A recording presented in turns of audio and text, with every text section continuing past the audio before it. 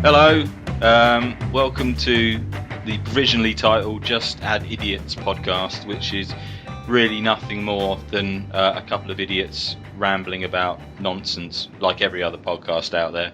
My name is Nick Parton and I am with... Johnny Rogers. Basically what we've done is we asked our friends for a bunch of questions and we're going to answer them, and hopefully it's not going to be an absolute waste of your time, but I wouldn't put money on it. I really wouldn't. It'd just be a waste. You might as well just put it in a high yield sort of pension account or in bonds or something. No, I'll just use it all on vodka and fags. Yeah. Right, here we go. Well, we might as well just start with, what have you been up to recently? What's been going on in the world of Jonathan Rogers? There has been live music, there has been fitness, and there has been... This is a bit tricky because it's one of those situations where, and I'm sure you must have this, I'm signed up to an NDA, so I can't say too much. Yeah. Which sort of sounds like, in life. Fitness then, let's move on. No. Yeah. That was a hell of an anecdote. Let's set the tone for everything that comes afterwards. No, go on. Yeah, fuck off. Yeah, NDA, like, that all sounds very glamorous, and I'm sure there's lots of people signing NDAs for exciting things, but I make websites for a living, and quite often we sign NDAs, and it's a rigmarole going through that process. People send over documents, and you've got to, like, sign it and fax it back, and they want a fucking physical copy of this signature that you're not going to talk about it. And I notice you've just left one step out of there. Just out there in the middle between receiving it and signing it, like reading it. That doesn't matter. We don't read it. You don't read it. It's like an autograph. And there's all these kind of clauses that you can only talk about it under a clock tower at midnight with only 3 people in the vicinity and all this kind of rubbish. Yeah. And more often than not, in my line of business, you go through this whole rigmarole of signing all these bits of paper, and then you meet this person who's coming because they want a new website, and they've got some fantastic idea and then they kind of reveal to you, something banal like, I want to sell books online, and you kind of sort of go, and I want to make sure I get in there before anyone else thinks of the idea. Yeah, exactly. What's next up? It's fitness, isn't it? It's fitness. I'm running. Now, this is you. This is you doing a half marathon, isn't it? It is, which you know full well. Yeah. But aside from the running, which is all fine, is I've been doing cycling as well because I've got a new bike, and I'm slowly realising that I'm becoming everything I've always hated. Because now I've got some Lycra. I don't know if I've shared with you yet. Well, I'm going to have interesting dreams tonight. So, yeah. But no, go on. Oh, well, it's the classic. I'm just aware it's the classic. I turn 30 next year, and that's one of those sort of stereotypical things, isn't it? You get to 30 years, you get a road bike, you get some Lycra. I did not get that note. Did you not? No, the only note I got was lose all your hair and right. and fall into a deep depression. That's all I got. So on the subject of fitness, you've bought some Lycra. I bought some Lycra, yeah. Well, it's a necessity. At a certain point, I realised it was all right. I didn't have to start out with Lycra. It was a practical necessity. That's it. At a certain point, practicality trumps fashion statements. That's like when you buy your first pair of hiking boots or something. Yeah. Well, it's also quite critical for me, chafing began to occur. Well, that's the practical element, isn't it? Yeah, there's all sorts of complications down there, particularly for men. So, you need to take care of stuff down there, hence the Lycra. Okay. What was the last thing, or the first thing? I've forgotten now. Oh, music. Yeah. To see indie rock singer-songwriter Chad Van Galen on Monday. Oh, yeah. He of the falsetto. Yeah.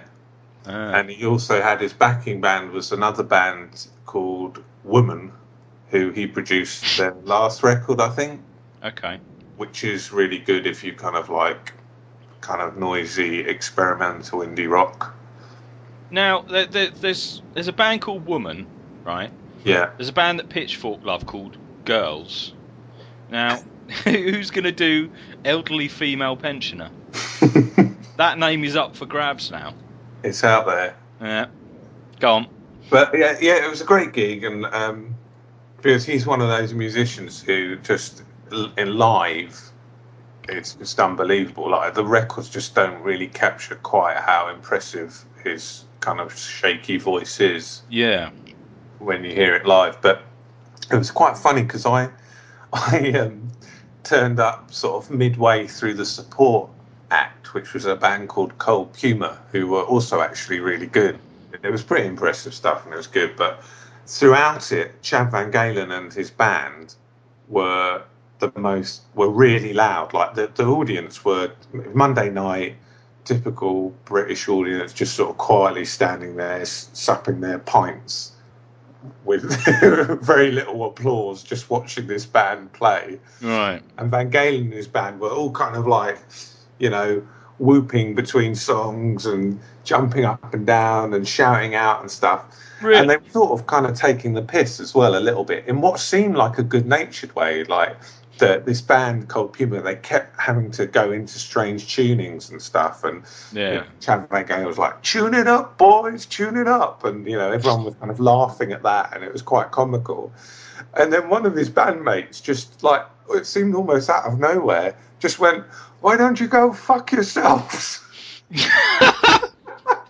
And kind of everyone just turned round and the atmosphere went from real kind of like hijinks to kind of just horror at this statement. That's amazing. And I couldn't quite work out where it had come from. And maybe it was a joke, but just the moment was wonderful. How about you? How about me? Well, the main things I've been doing in the last sort of week or so aren't really all that interesting, I guess. I mean, just for the benefit of people listening out there, I work in video game development. I'm lucky enough to be doing the audio side in kind of an independent capacity. And we're kind of working towards a deadline on Monday, a Gold Master deadline, so we're all shitting it at the moment. What's the Gold Master deadline? It basically comes after beta. It's just final delivery, really. The silence. You get me? Yeah, I get you. Yeah. So we're just sorting all that out. Gold Master, baby. So yeah, that'll be something new to go out. It's not too much that's happened on that front that I can really talk about because all the fucking NDAs as well. A couple of weeks ago, I went to a festival. That was called the Playgroup Festival. That was quite interesting because it's all sorted out. It's all like young nursery school age children, is it? Yeah, and you just go there and you just play with Duplo. Yeah. For 3 days, and you drink juice.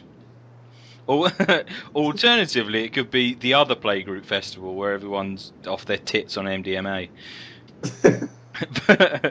but no, it's quite an interesting festival. It's Playgroup is a kind of a promotions company that puts on nights in Brighton mainly, and so this festival is an offshoot of that. I suppose taking it to the next level, and so I think it's mainly Brighton acts actually, and it's quite a small scale festival actually. I think it's only been going 2 years. Last year I think they capped it at about 1,000 people, so it's quite a small site. Yeah. And this year it was double that. So yeah, once again it was still pretty small. It was the kind of situation in which you can just lose people and you're pretty sure that you're going to see them on the site later. Yeah, I met the most bizarre array of people and did very odd things. I stumbled into a very hard-fought poetry competition.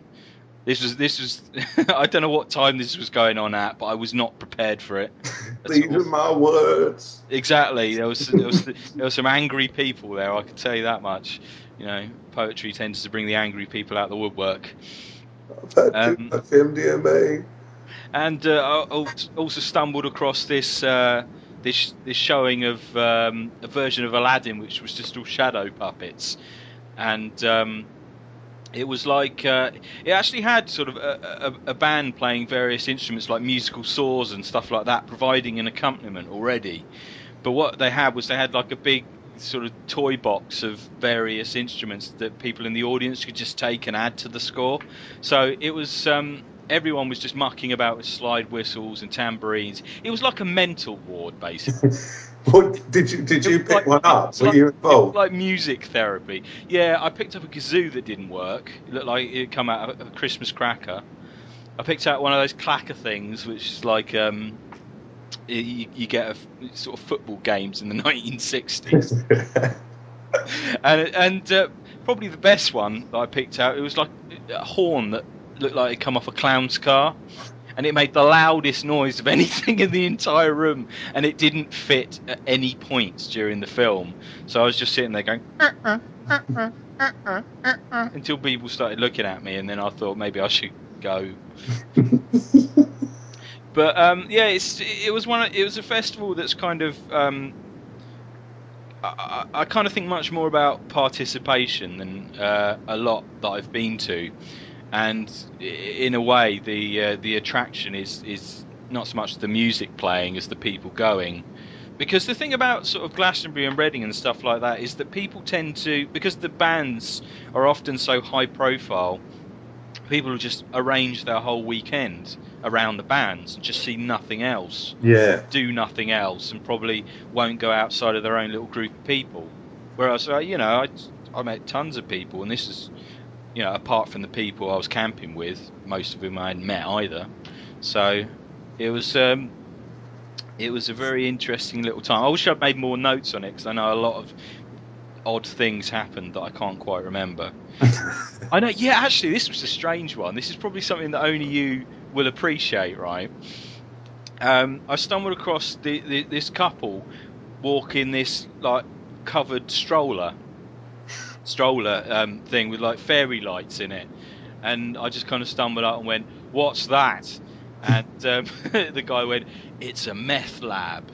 And I said, "It isn't, isn't it?" And he said, "No, there's weed and beer in there, but it could be a meth lab, blue meth." And I just stopped for a moment and went, "Breaking Bad?" And he went, "Yeah." So As you became best friends. Instantly, yeah, instantly.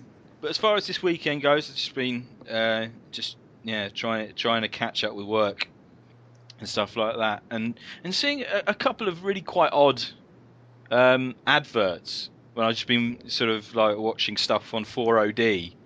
For example, Sheba, the cat food.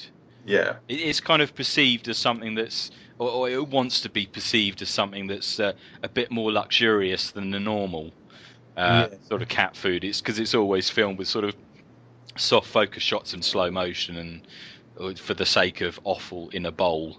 Yeah, it's annoying. It is very annoying. It's normally a woman and her cat. That's what it is. But this time it kind of goes, he wants only the best. And he puts down the bowl for the cat, eats it, and then they kind of lie down next to each other. And the voiceover goes, "Share the experience." And I just had this vision of this woman picking cat food out of her teeth. And I just thought, that's not the sort of message you want to send. I don't know what it says about me, but as you described that, the first image that popped into my head was one involving bestiality. It wasn't far from my mind either, but I wasn't going to say it. And I mean, that was weird enough. And then the next ad I saw was about depression in the workplace and how there's a stigma about it. It's obviously some sort of thing put together by a charity or the government or something like that. And there's some guy that's come back to work. Obviously, he's been signed off for depression. He's come back, and his colleague sort of comes up to him and goes, "Oh, how you been?" And There's a bit of fluff that happens in the middle of the advert, but the end of it is the interesting thing, where this guy goes, "Oh yeah, not so bad. I mean, taking it one day at a time. But thanks for asking. How are you?" And, and this guy just goes, "Yeah, I'm doing really good. Can't complain." I love that. I half expect him to say, "Yeah, I just got a fucking promotion because you weren't here." But yeah, just like I said, I just imagine the next thing would be this guy goes, "Yeah, I've taken your job. Sorry about that." It's But funny because I think I don't know what channel you saw that on, whether it was like one of the main channels or was it a Freeview channel? that is just 4OD. Oh, right. So Because I was going to say, what you find now is, you know, makes us sound old, but when there was like 4 channels, the quality of advertising was reasonably high, or there was a sort of certain level of sophistication to most adverts. yeah. But now with the rise of like Freeview and all this kind of online advertising, but Freeview channels in particular, they're just so fucking targeted at like lowest common denominator like that. It's just too offensive. There's Yeah. one with the guy that I don't know who the guy is, but I know he used to be like a detective in the Bill back in the day, and now It's not Reg Hollis, is it? no, it's not. Um, but he's advertising one of those kind of like, "Have you had an accident?" type Oh, adverts, really? but he's just sat in the pub, and I'm just trying to sort of recall the ad, but he sat in the pub with a pint, and he's sort of talking to the camera, and he sort of says, I think maybe he sees someone trip over or something like that, and he sort of says, "Well, you might just say, c'est la vie, such is life. These things happen all the time." And then he like stares right down the barrel of the camera, and then he says, "Or you could say, no, that was absolutely wrong. I do not deserve this. Phone accident injuries on 05999." Brilliant. You know what? That's what I want to see more of. I want to see more aggressive advertising. I think it's the only way that advertising can become, properly entertaining to me these days. Yeah. I mean, I actually I see. I mean, there's more and more advertising creeping into YouTube at the moment, and Yes. I don't know. Maybe it's just a bug. I don't know, but at the moment, you've got skippable ads that after like 5 seconds you can choose to skip them. Yeah. It doesn't work anymore for me. It just says it says in 6 seconds you can skip this ad, and it doesn't change for the entirety of the ad. So I'm thinking, what do I do? Because you used to be able to refresh it and it just skips the ad, but you can't do that anymore. And so I'm just sitting there watching the same fucking ad over and over again about life insurance and no, contents insurance, I think it is. And there's these people going, "There's lots of things we'd like to look after and preserve in our life," and there's just this skinny guy in his 40s with wiry hair and gaps in his teeth you could drive a truck through, who turns around and goes, "My grandparents' clock." And after after about 5 times of this, it actually started to scare me. "My grandparents' clock." I know the one you mean.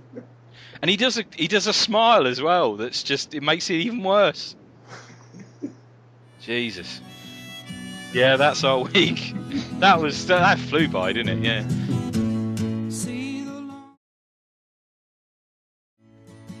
Okay, shall we? Yeah. We got a bash on, man. Okay, right, here we go. First question then, from mutual friend John Davies. Who would win in a fight between you two? Now, I like it how some people out there seem to want this partnership to dissolve before it's even started. Oh, I see. I thought the reason you just kind of jumped straight in there with the now was that you were going to kind of assert your authority. Well, I suppose in a subconscious way, that's just the way it's turned out. Just the natural order has asserted itself. No, but here's the point. Here's the way I see it, right? Johnny for those of you who don't know John personally, he's taller than me. He's in better shape than me, and as such, he's probably quicker on his feet than me. However, he doesn't have the aggression I bring to the table. He's quite a laid-back man, and I'm a terrible person full of hate and vim and spite. So, I don't know. I think it might be a bit of an even match on that. Well, it's a tricky one because, you know, in many ways the question needs to be qualified. Like, what is the situation? I'd say, like, off the bat, I think we're reasonably well matched. I might have a slight height advantage, but I think we're both kind of like similar build, quite big lads. Well, you're kind of elongated. Do you want seconds? You look like you need feet. You need it. Well, normally they don't even have to ask. We're already just helping ourselves. But I mean, it might be that I had a gun and you didn't. We don't know. We don't know the context of the fight. That's my point. That's a good point, actually. Or where it is. That would be a good podcast, actually. You and me going around the world fighting in different situations. Yeah, utilising a number of different disciplines and... Yeah, exactly. Kind of like Bruce Parry, but more violent. We could go out to Bruce Parry, but locations. less getting your knob out. We could go to remote locations like Borneo and learn the sort of native fighting techniques of the Yakalaka tribe. No, sorry, that's racist. The indigenous peoples. Yeah. And then there'd be a running tally of who had won. Yeah. I think it's quite a good format, actually. Now I think of it. How are we going to pay for our plane tickets? Yeah, that's true. I think I'm going to take. There's always we could do staged bare knuckle fights in sheds somewhere outside, like Kent or something, and then because they're fixed, we basically take all the money. Then we use that to fund our next jaunt, kind of thing. Oh, I see. We have bare knuckle boxing bouts to fund the production of the bigger picture, which is the Round the World podcast. Basically, yes. What we do is one of us will throw the fight, and we've made sure we've bet all our money on the other side. Do you see? Yeah, I see. So we'll win big, and then we'll fuck off before they work it out. And then we all will be on a plane to Phuket or something like that by the time they've realised. We'd probably just end up moving around the local Kent area. Fixing bare knuckle boxing fights. Yeah, in an underpass in Tunbridge Wells. I'm going to sell that format. I think that could work. Like, you get someone, you know, Van Damme, he's fronting these Coors Light adverts at the moment. He's like coming back into the public zeitgeist. Yep. Get Stallone, he is there. Two of them. Round the world in 80 fights. Yeah. Done. Sorted. Well, we don't know who the winner is there, John, but you've given us a format you're going to get no money from. Thank you very much.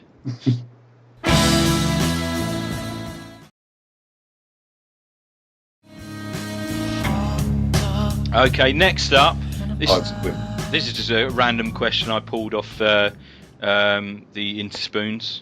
What was the last thing you downloaded? Oh. For me, it was by BitTorrent, the most recent edition of Breaking Bad, which I will use any excuse to talk about. Hence the origin of that question. But no spoilers. I haven't seen that yet. Well, all I was just going to say was, I mean, I will never miss an opportunity to push my sort of televisual or musical habits and recommendations upon other people. So if there's more than one person, listening to this podcast, I've just done the work, in one fell swoop, because Breaking Bad is probably the finest US drama I've ever seen.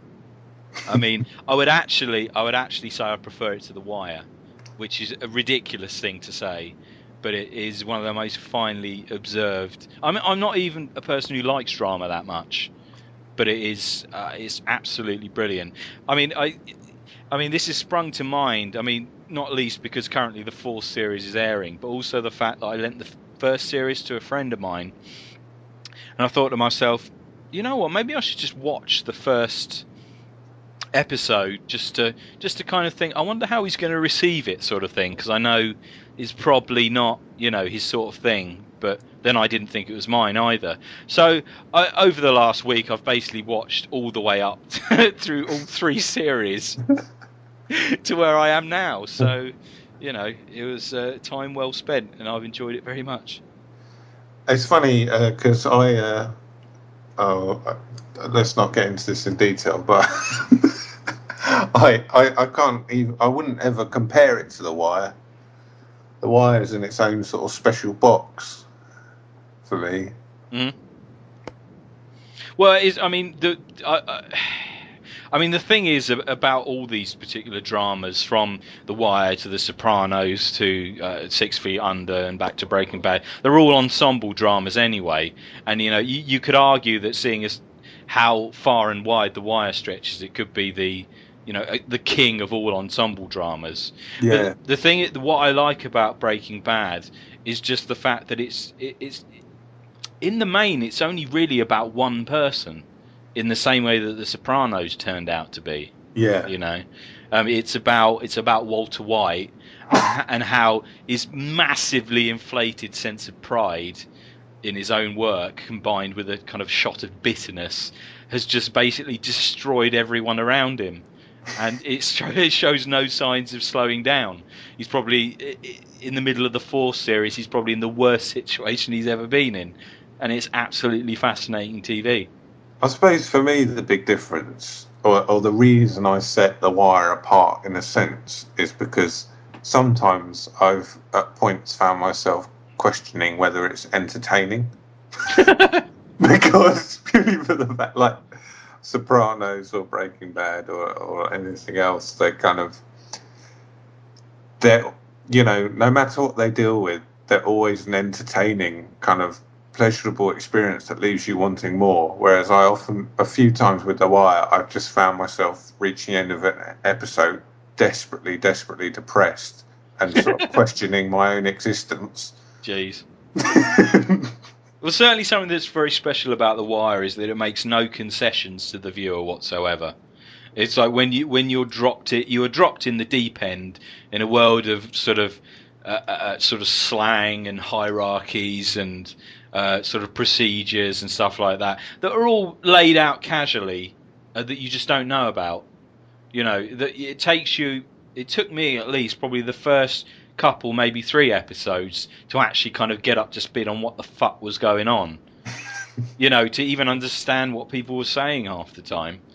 Maybe I don't know. Maybe it's a cultural divide, seeing as we're English and they're American. But it is one of those ones that doesn't treat the viewer like an idiot. In a way, it actively seeks to kind of push away the people who don't want to invest the time. Yeah. And I suppose that's why when you get to the end of a season of The Wire and you feel, or even an episode, and you feel like you've understood it, you feel part of a special club. Yeah. I'm going to look down on you people what watch Corrie. You scum. Idiots. Twat holes. Anyway. I always remember reading an interview or watching an interview with David Simon and the other guy, and they said that they both just wanted, they said that on the whole, TV was something that you fell back into your sofa and you just absorbed, like by osmosis almost. And they wanted to make a program that made you kind of sit up and have to lean forward and kind of listen in and look into the telly. That makes a lot of sense. Yeah. But yeah, it's good. It's good, isn't it? Right, just tell me, what was the last thing you downloaded? It was a stock photograph of a model that I then chopped up. That's great. Next question.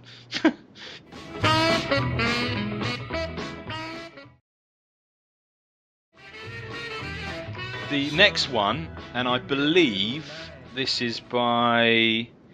Let me just check this. Yes, Rob Leon. Is it Leon or Lion?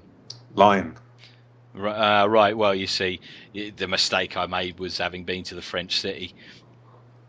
Shut it. Shut up. Right. So this is by Rob Lyon. This is Are Your Best Years Behind You? Now, do you want to go first, or should I go first? I think you should go first. Well, I think Might it's. take some time. You can have a little nap while I have a chat. Well, to be honest, I honestly think that my best ones lie ahead. Now, you could say you could no. The fact that you laugh makes you think that in a way, I suppose you can say, what choice do you have to believe that? But to believe it because you can't go back. But Yeah. I think my best ones lie ahead, in the sense that they're probably going to be the ones that I'll enjoy most, really, which I think is a different thing to what you might consider best. Because I mean, at least in my 20s in particular have been a bit of a mixed bag. I don't know. I think I guess it depends on what you're. At least at our age, which is, I'm in my early 30s. You're going to be 30 fairly soon. I guess it depends what your priorities are and whether you're happy with how they kind of shift over time. Because they will, as people settle down into relationships, maybe start families. Even if you're at the age where you're at my sort of age, 32, where you don't want to start a family, other people will be. So you've still got to find, your place in your social circles. If as they're going off and doing family things. So I think They go and do the family things. You go to the MDMA ridden music festival. See that thing. See, that's a bit of a misleading sort of signifier, really, because the point I'm making is it's fairly atypical of what I tend to do, what I tend to enjoy, really. So I tend to enjoy making stuff and hopefully getting paid for it. I think I've got more forward momentum in terms of what I want to do and where I want to go, than I've ever had now, and I think that's why. That's why I think better things lie ahead, because I just feel so much more focused and at the very least confident in my own abilities than I have been. And I'm also sort of more comfortable with the fact that I might become a dad one day. I'm used to babysitting my nephews and playing with them and being part of my extended family now, which of course includes my brother-in-law and his sort of parents and step-parents and all that sort of thing. I don't know. I think probably what I'm saying is I'm a lot happier than I used to be, and therefore I feel more positive about what's to come. That was a surprisingly sort of eloquent and heartfelt response. I'm welling up here. Well, I mean, you can argue that in your 20s there's a certain amount of opportunity you'll not only come into contact with or be given, but of course a certain amount of license to be able to take advantage of it, because you're not sort of tied down, which I think is what a lot of people tend to struggle with as they move into their 30s. But I think there's also a lot to be said for not having to spend your time kind of searching for meaning and direction, because I certainly didn't have it when I was in my 20s. I've certainly got it more now. And I've done more in the last 3 years than I did in the 7 before that.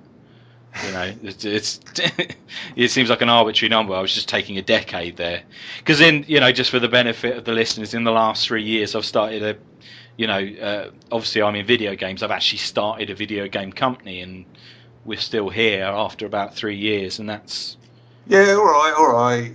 It was going really well for you. I've only just beaten the heroin addiction, man. Yeah, I really shouldn't have helped you along with that. Sorry. You're an enabler. I was running packages every day. I don't know what I was doing. But yeah, I think when it comes down to it, I think I'm in a position to enjoy what life might bring a lot more than I used to be. Oh, that's good, man. There you go. How about you? Well done. So what are you going to say? No, it's all downhill from here. Um, to be honest, I'm probably the opposite. Well, Right. I mean, yeah, I'm sure there's good years ahead, and I don't regret anything. But I sort of always feel that I had it all figured out when I was younger. Really? Not in the sense of my career, Yeah. in the sense of like, I, um, I was completely the opposite to that, which is probably why we're kind of the opposite now. I mean, if I like summed it up tried to sum it up quickly, me and all my mates played video games. The internet happened. Well, like, the internet happened. They got the internet. They went and picked it up from the shop and had it delivered, and they had it. And at the time, Duke Nukem was big, and Oh we were yeah. playing that a lot. And we started making levels, and we had a website to distribute the levels. This is like real. I don't know when would this have been, like early '90s or something like that. Like quite early on, and it just blew my mind that we were communicating with people in Hawaii who were going like, thanks Yeah. for this level. And Oh. to me, it was just amazing. It was absolutely amazing. And I kind of quite early on kind of thought, I already liked kind of computers and games and stuff like that. And Yeah. the internet kind of blew my mind. I was like, I kind of want to work in this industry in some way. Yeah. So I kind of pretty much, came out of GCSEs, and it was just like, what's the best route for me to get into a job that's going to let me kind of be involved in the internet in some way? And here I am. I'm a web designer now, and I do that, and I kind of always had it all kind of set out, and I kind of knew, I was like, I'm going to go to uni, and that will get me this degree, which will give me a placement here, and then hopefully I'll get a job off the back of that, and then And you did. I kind of all had it kind of tied down, and now I'm kind of at that point, like coming up to 30, where it's kind of like, I mean, it's just turning into careers advice, yeah. Where it's kind of like, How do you feel? I've looked at your qualifications. How do you feel about working in a chicken factory? Yes, I would love to retrain. But yeah, no, I'm probably at that point. I think a sort of bit of a crossroads in my career about, do I sort of continue? I mean, I'm a sort of a designer, working a sort of design role. Do I continue with that, or do I become more managerial and step back from that and become, a bit more sort of stay in creative direction or manage? I don't know, and so that bit I don't have totally figured out. Well, but in a way, that's exciting. Well, that's interesting, just because of the fact that I suppose, because I am about 3 years older than you, aren't I? Yeah. Yeah. And should have been able to compute that in my head, shouldn't I? Really? You're going to be 30 this year. Mate, I tell you what, I'm going to be 33. Someone asked me how old I was the other day. Yeah. I just said 27. I'm not. I'm 29, but I was like, no, I'm 27. It's funny though. It hardly seems credible. Yeah. That wasn't a lot. It wasn't me deliberately lying. I just sort of feel like I am 27. Yeah. But yeah. Well, I mean, I think probably. Yeah, when I was your age, I was at that similar sort of crossroads in that I was working at a company doing video games again, but I was in an artist capacity, and it just wasn't the right. There was nothing wrong with the company really. It was just wasn't the right sort of role, because I'm obviously in music now. But I mean, the thing is, I think the only reason we ended up starting the company, even though at the time when we were all in the same in working for the previous company and looking at doing games ourselves, I think that if we hadn't all been made redundant at about that time, we might not have done it. And that's the thing. Sometimes the biggest problem is choosing when to jump, because there's no convenient time. There really isn't. I mean, I found, as you know, I found myself in a situation where, I'd already kind of split up from a long-term relationship, taken on a full mortgage, and now I didn't have a job, and I was, and we just went, yeah. We naively went, just let's start tomorrow, and we literally did that. The day after we were making games, sort of thing, and it was, we just probably wouldn't have done that if we hadn't have all been just suddenly turned out on the street, really. Yeah. So if there's anything you're going to do, I'd say do it soon. All right, I will. Just to put the shits up, yeah. Well, it's not like, I'm not unhappy in my job or unhappy with what I do. When you're being a bit younger, you're kind of like working to a point or kind of working at an aim, and it's sort of... It always seems like there's time as well. Yeah, and I got to do what I wanted to do and what I was aiming to do, and worked on the kind of projects I wanted to work on. And it's kind of like, well, okay, coming up for 30, that's the sort of standard point where people start sort of thinking what's the next 10 years going to be. And I suppose what my sort of point is I don't have that sewn up. Whereas before, when I was 18, looking at the next 10 years, there would seem like a very obvious routes, a bunch of very obvious sort of paths for me to take. And now it's just a bit more fuzzy.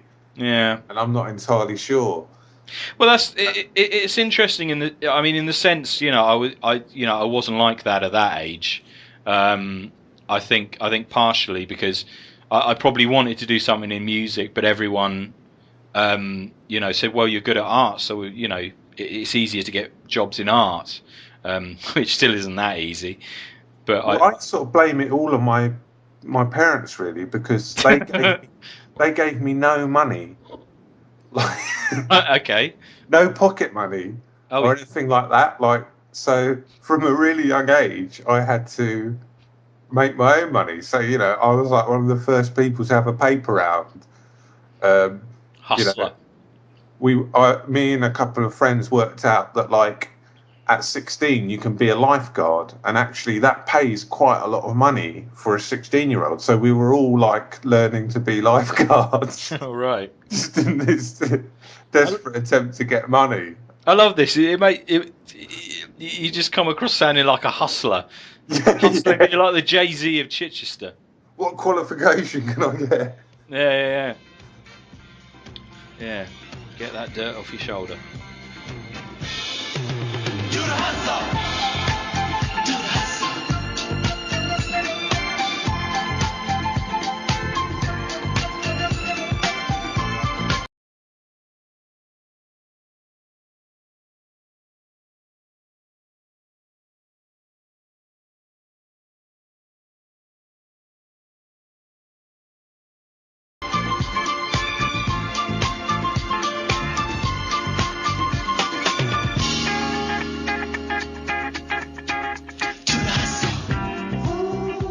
Anyway, shall we move on? I think so, yeah. Yeah. This one I think is by Rob Lyon again. A close analysis of Bognor. Discuss. Yes. I mean, I've never been there, or maybe I have when I was young, really young, and didn't notice. I mean, perhaps I've been to places like it, so I think you might have to start off on this one. Yeah, it's my hometown basically. Ah. Southern seaside town. But to be honest, probably not dissimilar to your hometown, which again is a southern seaside town. Yeah, Bexhill, basically. Well, it's your typical seaside town, really. Promenade, pier, arcade machines, fish and chip shops, that kind of thing. Oh, I could go for some fucking fish and chips right now. See what I mean? Second helpings. I've already had dinner. It's got a Butlins. That's its claim to fame. Wow. I would love to go to a Butlins again. I genuinely would. There's just something about these kind of rusting relics of old the UK holiday making industry that I just love to go there and just see who goes there now. Do you know what I mean? But it was, I mean, I can't. It was a shit place. It was a shit place. But there's, I guess it's like anywhere you grow up or you spend your formative years, there are sort of affirming moments, good or bad. Yeah. You know, they're always going to take place. And I mean, it's sort of reasonably, I guess you could say it's a bit rough in places. I always remember, like, when we were kind of underage drinking, I think it was around the time of the World Cup, and there'd been a game, and we came out of this pub, and there were just two blokes both lying unconscious in the middle of the sort of main high street, and no one seemed to really care. And then an ambulance just drew up, and some people took them away. I just like the notion that everyone knows their place. What you do, you go out, you have a fight, you lie around, and then the paramedics come up, take you away. No one complains. They know it's just the normal order of things. I think at Butlins, that's the sort of defining thing of that place, really, particularly living there. It was like the place where you could start drinking when you were like so ridiculously young by today's standards. Like, really, I mean, I always thought the Butlins was a place that you don't get into unless you've got like a ticket for a weekend or something. Am I wrong? No, you're right. But we would just climb over the fence. All right. Or there would be, because they had like a big security perimeter fence around it, and there would be like the cry would go up in school, like, there's a loose fence post at mile 2 on the southern side, or something like that. Check it out. And everyone would head down there and find this loose fence post. Or people would climb it and either get in or fail and sort of cut their arm open or end up in hospital. But it was, once you were in there, you know, you had free reign, and they would serve alcohol to practically anyone. So everyone spent, when you were underage, well, I mean, it's so warped by today's standards, because I think we were probably getting in there probably when we were 15 and getting alcohol. 15, 16, which is quite young, I suppose. I don't know. I mean, when did you start underage drinking? I don't know what is the... I mean, buying it, I suppose, not just like drinking it out of your parents' liquor cabinet. Yeah, I mean, when we were underage, every evening was just a hunt from shop to shop to see, you know, just trying different combinations, different combinations of shops, and people elected to go in there to see if they'd be the one to be fooled. You know. Funnily enough, I spend most of my working hours working in Photoshop, the like image editing software. I've never heard of it. Is that new? yeah, it's quite new. Yeah. Oh, I don't think it will catch on. Nah. And probably the very first time I ever used that was to scan in my birth certificate and doctor the birth date so that I could use that as ID. What? And back then that was accepted as a form of ID. Jesus. And that actually worked, did it? Yeah, it did. That's mental. Even to the point I remember going to a pub, and the landlord, he served me, but he was clearly kind of, I was with some older guys who were still underage, but they were kind of like maybe 17 and I was 16, like the runt of the litter. And I could tell he was a little bit iffy about me, but he didn't say anything. He served me a pint. And then I was in the toilet, and this guy came in. This guy went, excuse me, mate. The barman's asked me to have a word with you. I'm actually a police officer. I'm off duty at the moment, but he's asked me to check, are you actually 18? And I was actually quite pissed at this point. At the end of the night, I was really blasé, just ripped out this birth certificate from my back pocket. I went, birth certificate, 1980, and then walked out. Nice. And amazingly, they let me stay in there. Oh, well. Being a dick. Being a drunken flouter of the law. But I mean, I worked in Butlins as well. Oh, yeah? That is a major experience as a young lad. Bad experience or a good one? A little from column A, column B. it's just a bizarre place because it's it's like seasonal holiday work. So the vast majority of people who are working there live there as well, live on site and work there, get paid by Butlins, and then they go out and socialise there, and all their money goes back in to Butlins. That's weird. And I was just Sounds like a with my commune. folks getting ready to go off to university or whatever. Just had a summer job work, and I worked as lifeguard there. Yeah. That qualification came in handy.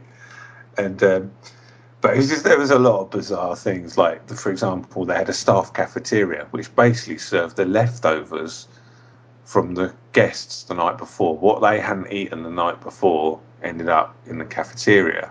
That's grim. The only freshly cooked thing you could have in the staff cafeteria was a full English. Everything else was leftovers, but a full English, because of the very nature of it, they cooked it there. So everyone ate full Englishes all the time. And the head chef was a trans. I get a bit confused. Sort of post-op transvestite. Right. Or transsexual. No. Like, it was just... Yeah, okay. Post-op. Oh, well then, yeah. Having all the kind of treatment. Had the breasts. Had the big breasts. Had painted nails. But still had really hairy arms and tattoos, like sailor tattoos. You have a voice like this. Yeah, really did. It was League of Gentlemen. Brilliant. It's Barbara, isn't it? Yeah. Slopping a load of baked beans on top of your fried egg. It was great. Drop me Rolex in that. Yeah. And I just remember, because you'd sort of go on lunch and if you worked anywhere big, like you worked in a supermarket once, didn't you? You sort of can often end up on breaks chatting with people you sort of vaguely, but you don't really know. Yeah. I remember chatting to this guy, and he was sort of saying, it was really, I just felt like I was in The Shining. No, not The Shining, idiot. One Flew Over the Cuckoo's Nest. Right. He was sitting there and he was telling me this story. He was looking really down. I was like, "Are you all right?" And he's like, "Oh, they've come into my room today and they told me I can't put my posters up on the wall." And he didn't say what the posters were of. Yeah. Because I'm surprised someone wouldn't be allowed posters up. I can only assume they might have been like vaguely porno or something, like, I don't know why they'd be telling someone not to have posters. Why they'd even be in someone's room, I don't really understand. But he was saying, they've made me take my posters down. And then he kind of he looked at me and started tapping the side of his head. And he just said, "Whatever happens, they'll never be able to get inside here." Was he wearing a tinfoil hat at the time? No, he wasn't, but I was thoroughly scared. Anyway, so what's your closing analysis of Bognor? Faded seaside town that's seen better days. Yeah, sounds about right. Well, as far as Bexhill goes, I would say be a nice place to probably retire to, but I'm not dead yet, so there you go.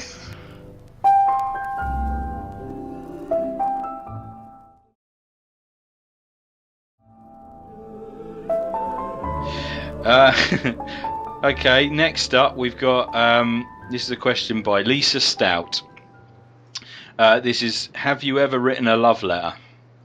Now, I wondered if this was I don't have any pre-prepared thoughts on it, but I thought maybe that's why it'd be interesting. It might reveal something. Well, I wondered if by that I didn't get a chance to ask her whether she meant, is it a love letter you've written to declare love for someone, or just like a letter you're writing to someone that you're already going out with?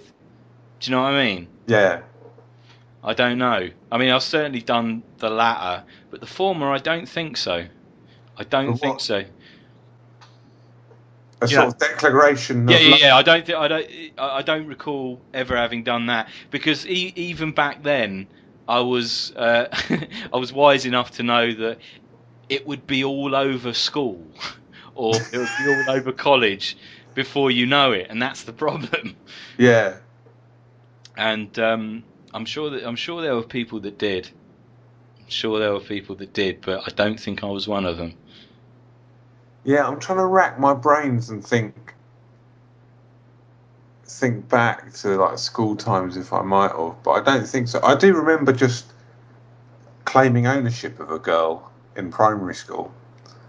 Like, Jesus. yeah, I know, that's quite frightening. And it's also even more frightening because it was at such an early age, like even sort of... It's sort of like this staking a claim.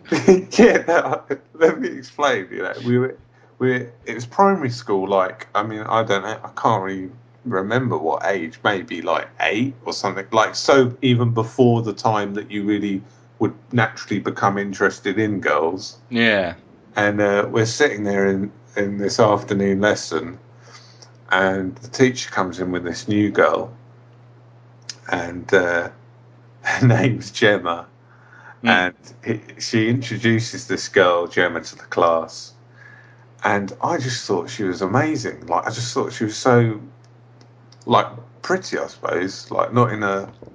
Obviously not in any kind of, like, adult sense of that. But I just thought, wow, she looks amazing. And she came and she sat down next to me, or, like, just in front of me. And I was with my, like, best mate at the time, Ken. Yeah. And, like, I just turned to him and I just went, "That's my girlfriend." And then he went, "No, that's my girlfriend." And then we had a massive argument right behind her. Brilliant. About whose girlfriend she was. I wonder how aware she was that she was being claimed. Well, I mean, I know I had sort of crushes through sort of primary school. Well, obviously, you know, all through all the schools really, because there was one girl in, Jesus, was it infants or primary? I'm pretty sure it was primary. The both me and a friend of mine quite liked, sort of thing, and we one day we went up to her house to knock on her door, and we both bought sort of like some packets of sweets each, kind of try and bribe her into liking each of us. And yeah, she came out and that, and my friend offered her his sweets, and she said, "Oh, you know, thanks for those, I'll have those." And then I offered her mine, and she said no. Oh dear. But I had to, and then I beat her to death and buried her under the buried her under her patio. So why not? yeah. Well, I mean, you're just impulsive when you're young. It's just the way. Yeah, you are. You know, you don't know any better. I know. It's just youthful exuberance. That's it. My memory of I have also a memory of going on a school like camp, like sort of probably one of the first trips away from home type of thing. Yeah. And there being a girl who I really liked, Natasha, and it was like the evening of the disco sort of thing, the school disco on this camp. Yeah. And her dad was a volunteering parent on this trip, so was there. And I had like gone up to her in the day and said like, "Oh, you know, will you go to the dance with me tonight?" And I think she might have said, "I'll get back to you." Yeah, call my people. But of course, like that age and that kind of thing, it went round like wildfire, you know, like rumour, you know. Yeah. He's asked Natasha out, Johnny's asked Natasha out. So anyway, I'm like walking back to the caravan from the toilet block. It's that kind of trip. And her father sees me and he's walking along, and he comes over and he says, "Oh, I heard that you've asked Natasha to come to go with you to the disco tonight." That sounds really fucking dated, disco. But that's what they were billing at. That was their title for it, yeah, not mine. I want to make that clear. Right. And he said, "Oh, I hear you've asked Natasha to the dance tonight." And he's like, "Do you really like her then?" And I don't know what I thought in my head, but I was just thinking like, it was a bit like Del Boy and Only Fools and Horses. It was like, play it cool, don't be too keen. Mm-hmm. I just went, "Yeah, she's all right." The most nonchalant, dismissive response possible. She'll went, "Oh, she'll do." Yeah. Not the way to endear yourself. to the father. And somehow you're not still together today. I don't know No. where it went wrong. Yeah, it's a mystery. But yeah, no, nothing in the way of love letters. I'm afraid we're obviously. Not to woo someone. I mean, I have written Oh, we've obviously written letters to people we. significant others. Yeah. It's quite good to get it down on paper. It makes it sound like you're drawing up a contract, man. Yeah, compartmentalise those thoughts of love and adoration. Yeah, so you can be a stone cold bastard on the outside for the rest of the time. Sounds about right. I think we're sensitive boys at heart. No. Right, next question. You're a cold-blooded killer. Yeah, that's it. You just can't stop me once I get the killing. Get to that killing.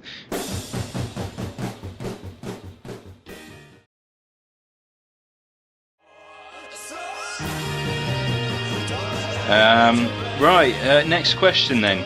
This is another one I pulled from the net. Have you ever won a trophy?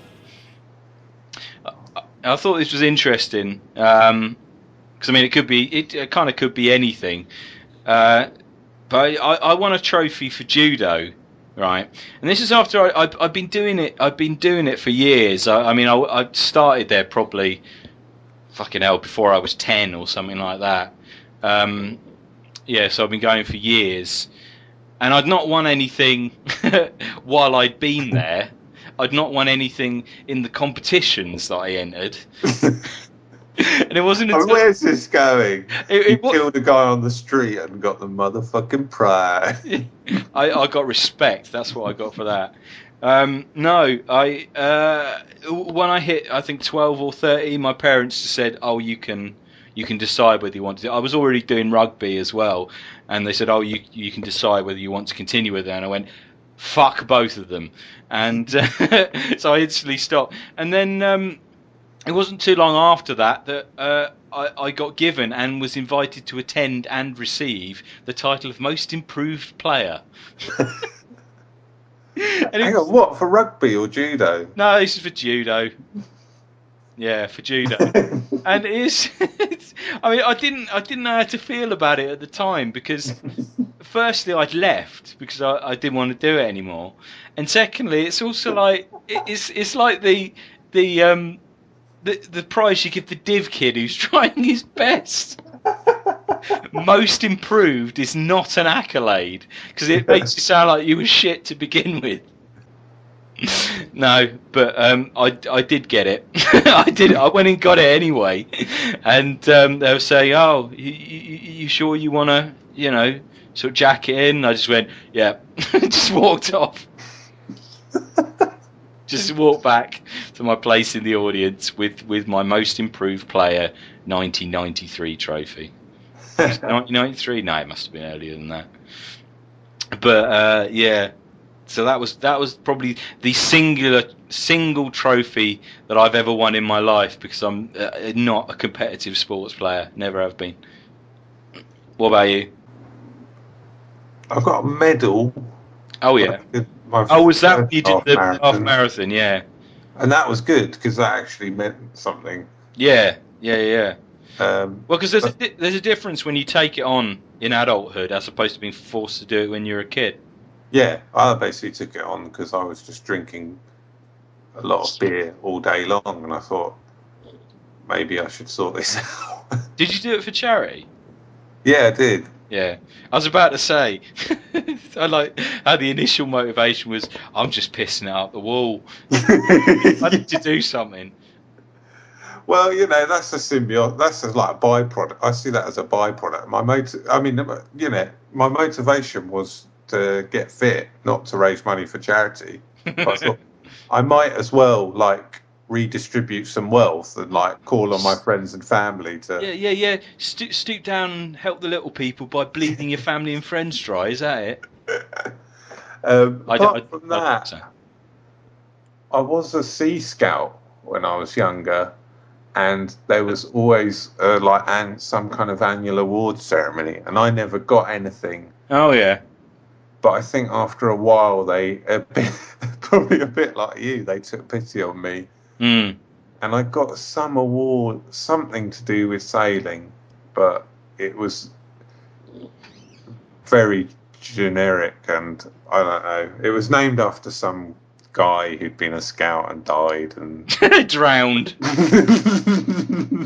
it was like, you know, What a Sea Scout. the Michael Bunsen sailing recognition for taking part. Was one of Recognition for looking at a boat once trophy. yeah, he went, yep, that is a boat. That is definitely a boat. But there was one other thing. I just remember one other instance of something that I won. It wasn't a trophy; it was more an award.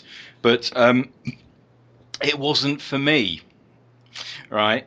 This was when, after university, me and a group of friends went to exhibit our final pieces up in Bristol, and there was going to be an award ceremony at the end, and one of the people in the running was my friend Luke Whitaker for his piece A Break in the Road.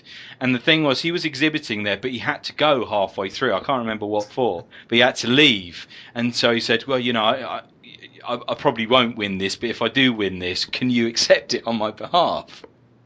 And of course he won. So in this crowded room, so I had to walk up onto the stage and everyone applauding and just say, "I'm not Luke. Yeah, I'm not Luke." Oh, So mate, you so should have just gone, yeah, hi, thanks very much. I'll be over here if you want to have a look at my CV. it's ridiculous, isn't it? I probably should have done, but I didn't. I went, you know. Unfortunately, Luke had to go away, but I'm accepting this on his behalf, and I'm sure he'll be very pleased. Thank you very much. And yeah, that was all fine. And so I started pushing my way up through the crowd, and then I felt someone tugging, you know, at my t-shirt, and I turned round, and this person saying, "No, you got to come and do photos." And so I had to go off, and I had to go and stand and basically pretend to be Luke for a number of photos while shaking hands with the person who set the fucking exhibition up. And I didn't know whether I was coming or going. It was awful, and I never saw the picture printed up. But of course, you know, Luke thought this was all hilarious, and probably the one plus point is that I started to walk away from that. I met Ronnie Size. Wow, that's cool. Yeah, I said, he just said, "Oh, I really fucking love your music," and he was like, "Cheers." And he's about 5 foot tall, and Ronnie undersized. But yeah, it was surreal, and so yeah, an accepted award that I didn't deserve or win. So I did get at school recognised for my writing ability on 2 occasions. The first was an actual competition. They ran a short story writing competition, and I basically wrote Jurassic Park before Michael Crichton did in short story form. yeah, It was basically that they brought back dinosaurs and created a theme park, and it all went wrong. And I do, hopefully, if I do, my career is successful, you know, maybe when I'm in my 40s, I will be able to launch a litigation process against him and claim royalties. I thought you were about to say, you know, when I'm, you know, in my 40s, 50s, and I'm an eccentric billionaire, I can actually give it a go. I'm going to go after him. It even had a drawing on the front of a mosquito in amber. It never did. Well, a fly. It might have been like a fly. I promise you, I've got it. It's at my parents' house. That's mental. And I got a 50p book token for that. rather than a multi-million-dollar movie deal. And the other one was we had to, it was a short story. It wasn't a competition, but as part of 1 year, as part of English or whatever, we had to write a short story and make a book and illustrate it and bind it. You must have done something like that, where you kind of like... Jesus, not to that extent. But I wrote this short story called Psycho on the Sub, and I just skipped games all the time just to work on the illustrations for it, because that was the best bit. Really? The cover was like the porthole of a submarine. Basically, the premise of the story was this submarine gets stuck on the bottom of the ocean. Yeah. Because of the intense pressure, this bloke goes mental and kills everyone.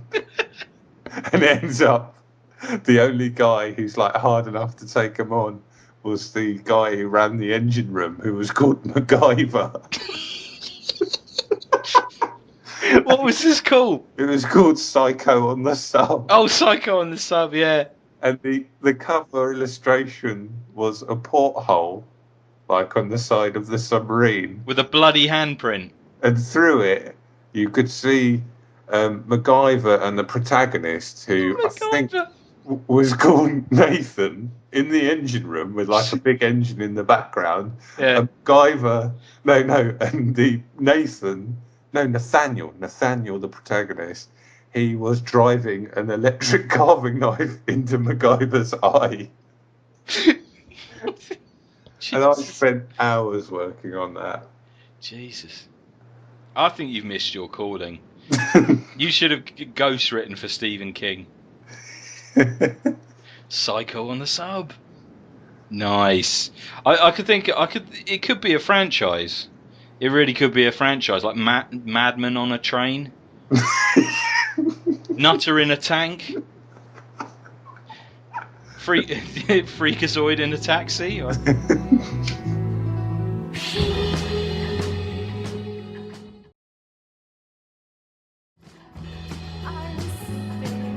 And our final question for this hyper-extended twatcast comes from Lindsay Ellen, and she's given us a bit of a conundrum.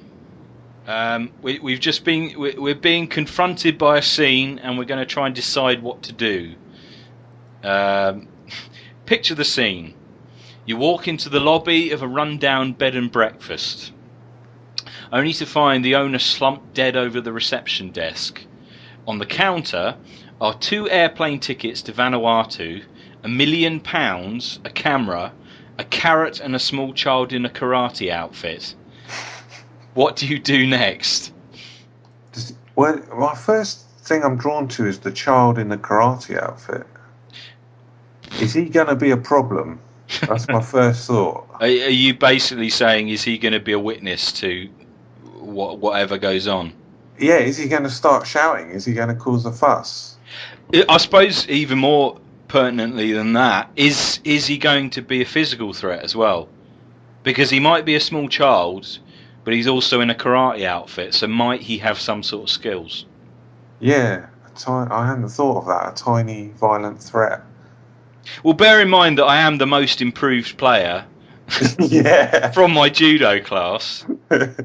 I think that I can probably hold him off or distract him until Are we there as we a do team? what needs to be done. We're there as a unit. It's both of us working together. I think basically what's happened is we've maybe we've managed to escape from the Psycho in the Sub, and now we're above ground, and we just need to book a couple of rooms just for somewhere to stay. So we've wandered in to this bed and breakfast in let's say Portsmouth. That's where we're in Portsmouth. Walked into this bed and breakfast, and with the first thing we see is the owner slumped dead over the reception desk. That's a problem. That's an issue. What are we going to do? Are we going to get on the blower to the police, or are we going to consider our options, seeing as there's a couple of airplane tickets? I immediately, there was no question that I would look to benefit from this situation. Oh, me too, yeah.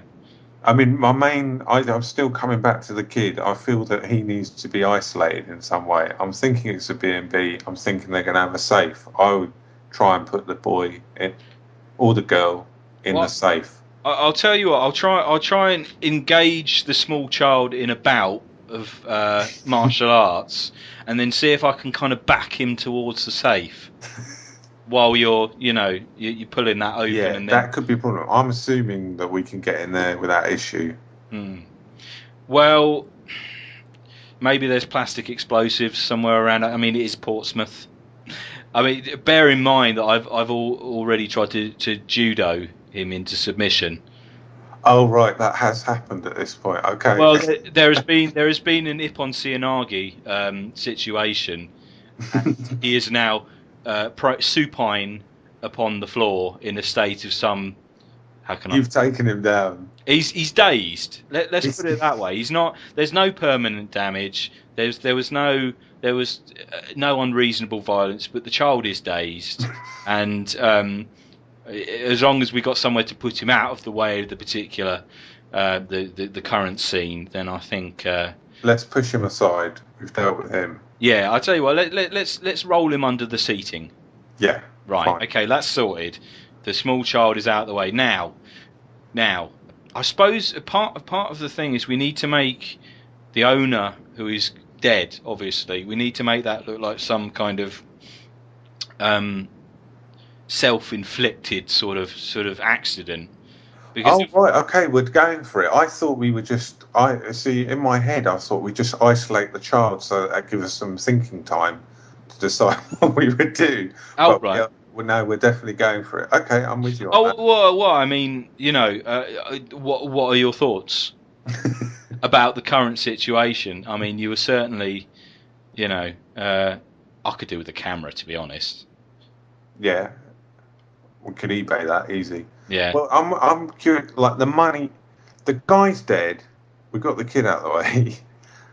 The money, that's not going to expire. We've got that. I mean, by the look of the place, it does need a little investment, so he could use a share of the money.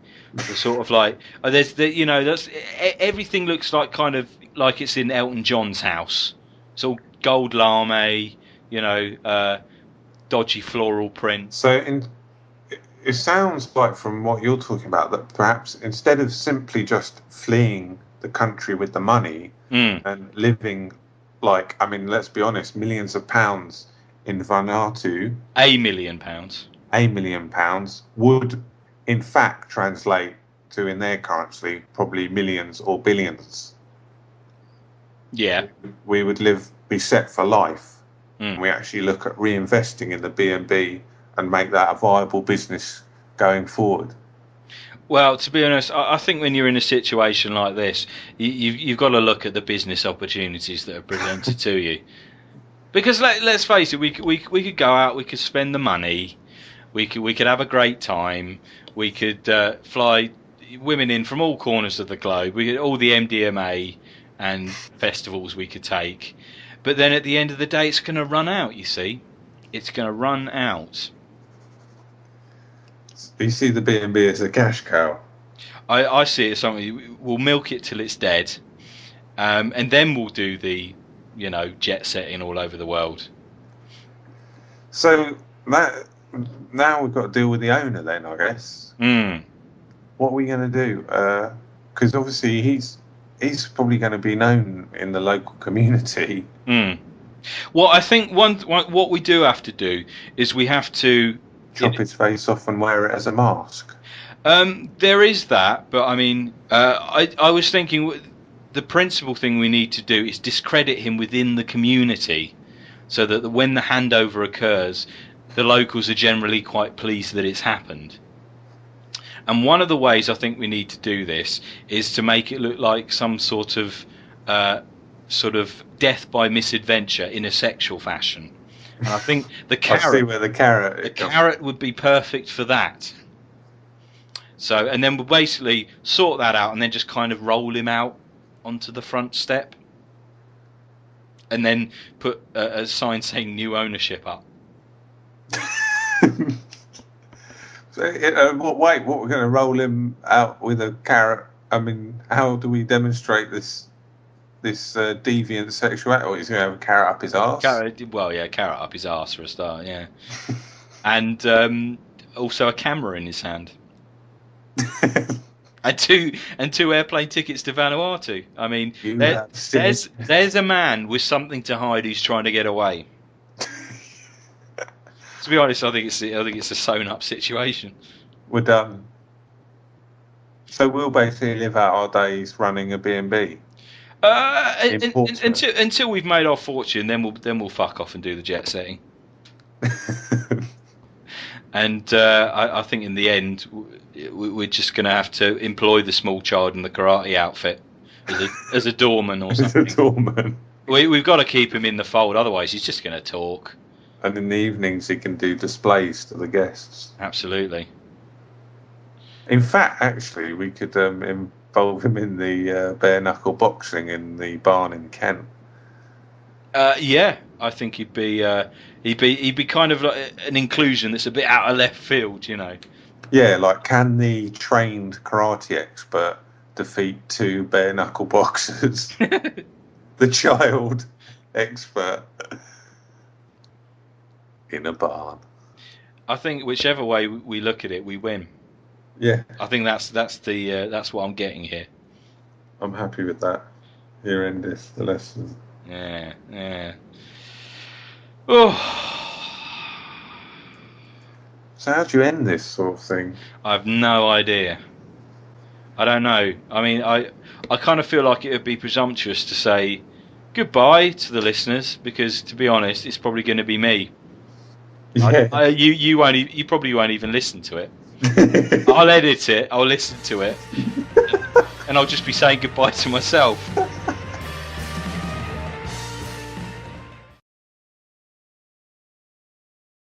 And I also lifted the one that Townsend suggested about what would you do if your cock got cut off. And to be honest, I suppose the answer to that one is scream and then lie until I bleed to death.